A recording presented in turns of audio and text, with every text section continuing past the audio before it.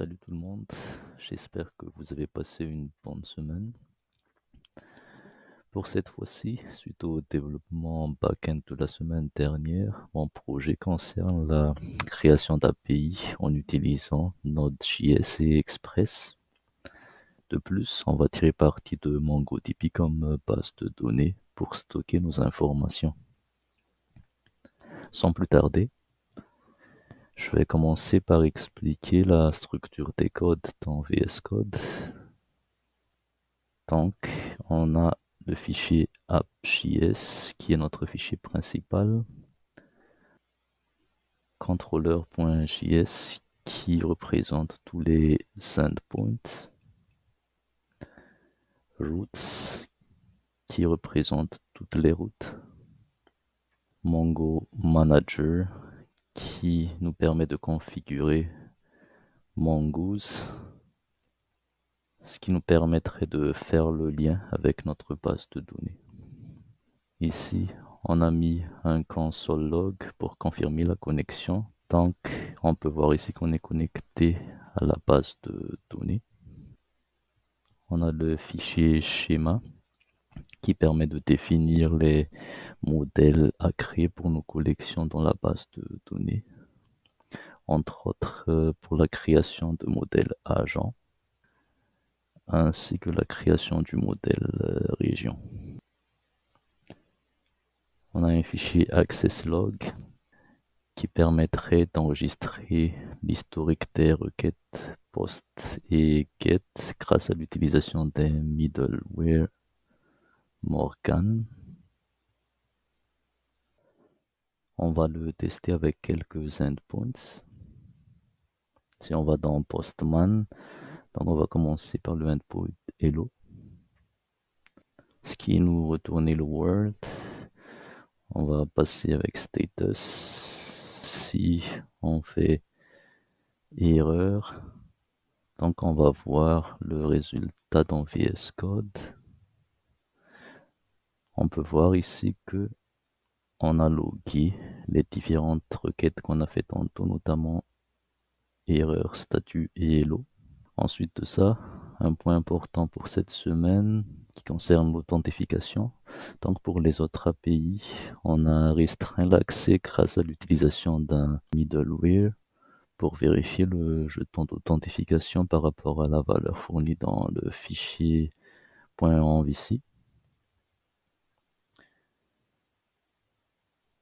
Donc si on va dans contrôleur, on a utilisé ces fonctions-là pour générer le token nécessaire. Donc on va voir ça dans Postman.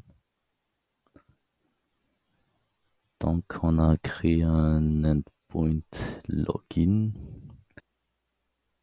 Dans le fond, je dois soumettre quelques informations.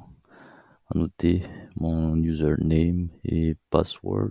Je fais ma requête et lui, il va me générer un access token qui par la suite, je pourrais utiliser pour pouvoir accéder aux différents endpoints. Donc on va laisser avec le endpoints email list. Mettons si on fait une requête. Donc ça me dit unauthorized parce que j'ai pas fourni mon token. Si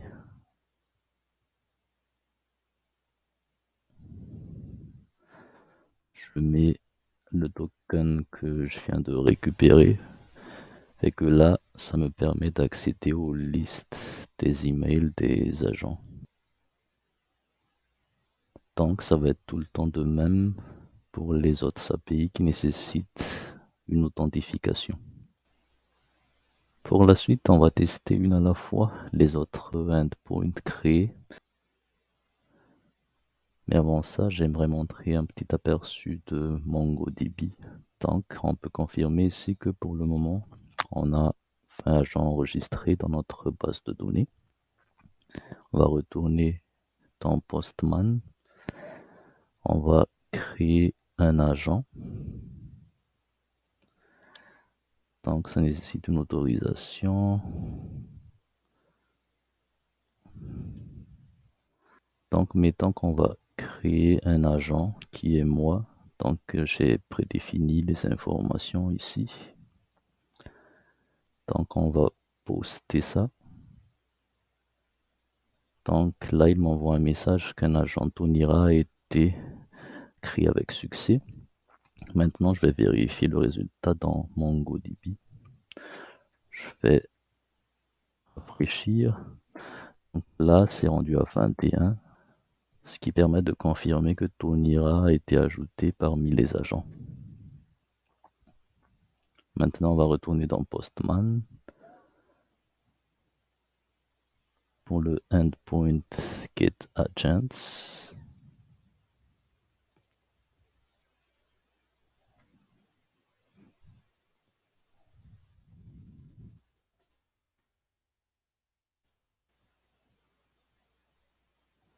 Donc, si on fait une requête, on obtient une liste des agents triés par ordre alphabétique. Donc, on peut voir Babel en premier, parce que c'est trié par last name. Après, Boberson. Ensuite de ça, Agents by region. On va authentifier.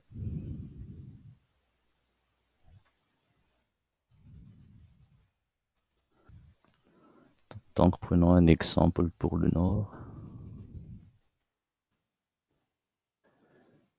Donc, ça nous affiche les agents de la région Nord, triés par évaluation. Donc, mettons, on a un rating de 100 pour Z-Rolls, et ainsi de suite, 92, 88.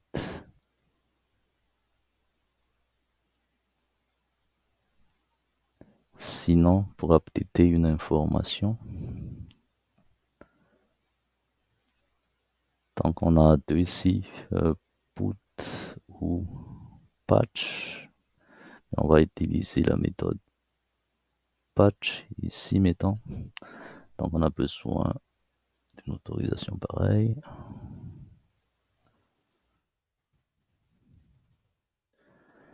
Mettons si on va modifier les informations de moi que j'ai créé tantôt.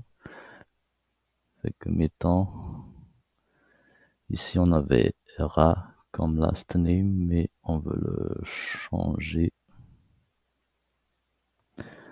On veut le changer en Raingualisson, mettons. Et le email, mettons, on va changer avec ni.rh.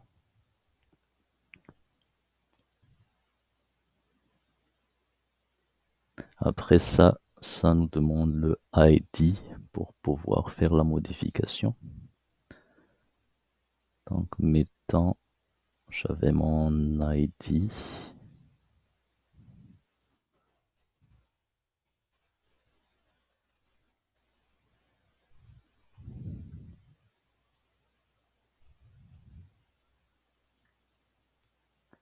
Ce qui me permettrait d'updater mes informations.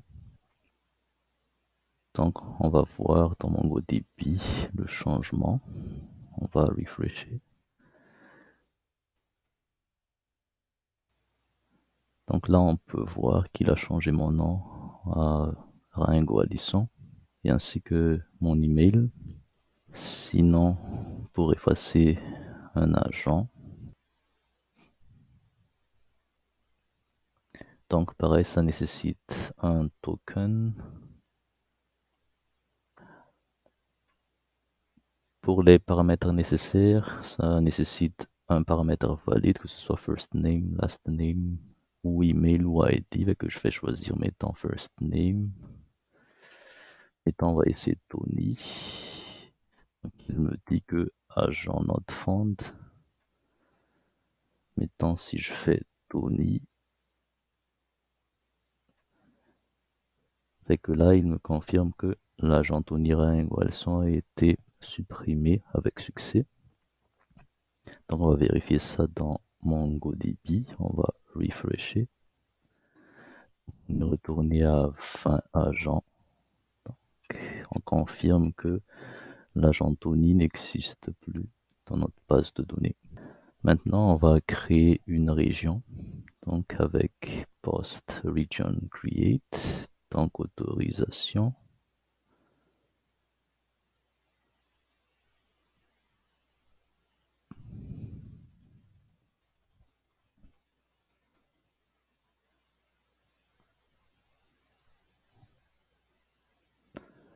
Donc mettons,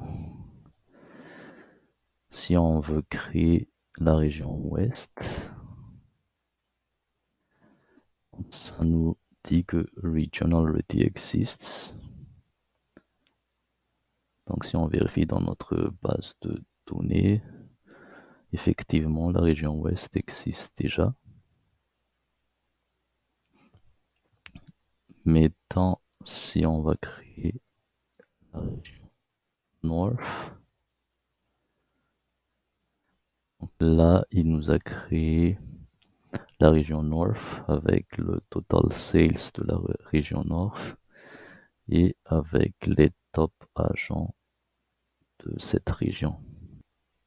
Ensuite de ça, le endpoint gate region, donc pareil, ça nécessite une authentification.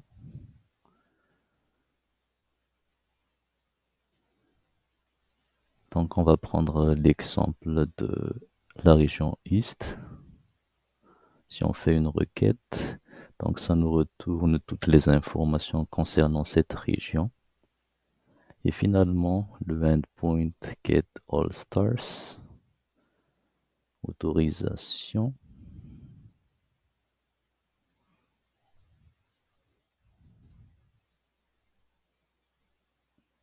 Si on fait une requête, donc ça nous retourne l'agent avec les meilleures ventes pour chaque région. Donc mettons pour la région Est, donc le top agent c'est Bob Robertson. Pour le Nord, c'est Orlando Perez. Pour le South, Brian Bosman et ainsi de suite. Pour le West, Maggie Smiley. Ainsi s'achève ma présentation de cette semaine. Sur ce, je vous souhaite une bonne fin de semaine à tous.